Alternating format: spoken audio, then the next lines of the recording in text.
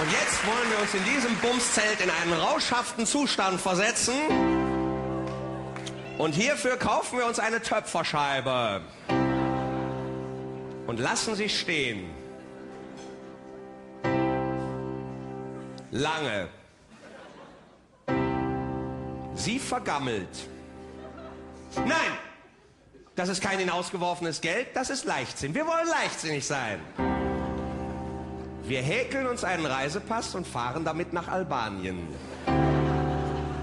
Unsere Reisebegleiter sind ein freundliches Lächeln, etwas Holzspielzeug und eine Latschenkiefer. Nein! Das ist keine neue Modetherapie aus München, das ist einfach kindisch. Wir wollen wie Kinder sein. Nämlich dumm und 1,30. Wir stellen uns neben die Fußbodenheizung und bräunen uns den Hals. Nein! Das ist nicht einfach so dahergesagt, das ist dumm. Wir wollen dumm sein. Wir gehen auf eine türkische Hochzeit und zuppeln den Männern an ihren Schnauzbärten.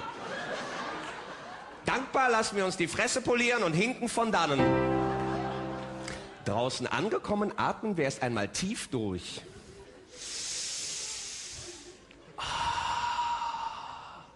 Wir geben unserem Atem einen neuen Namen. Wir atmen einen Lutz. Doch in der Not, wer kann uns wirklich helfen? Helfen kann uns hier allein das T. Das T aus dem Waldorf-Alphabet. Ich buchstabiere.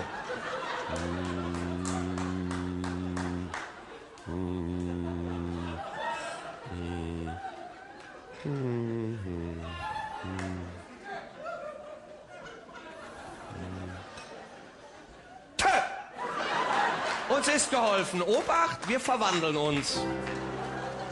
Hierzu schließen wir ein Auge und geben uns mittelprächtig hin.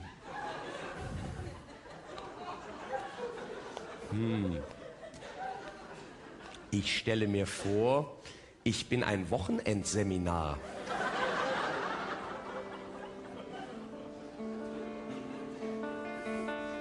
Ich finde statt in ruhiger Lage. Vöglein singen. 10 Obdachlose schneiden Bildchen aus Illustrierten aus und kleben eine Collage zum Thema Bausparen. Vöglein singen. Die Obdachlosen schreien sich an, dann gibt es Abendbrot. Kalter Tee, Graubrot und 2 Scheiben Käse. Um 22 Uhr kommt die Odol-Frau mit dem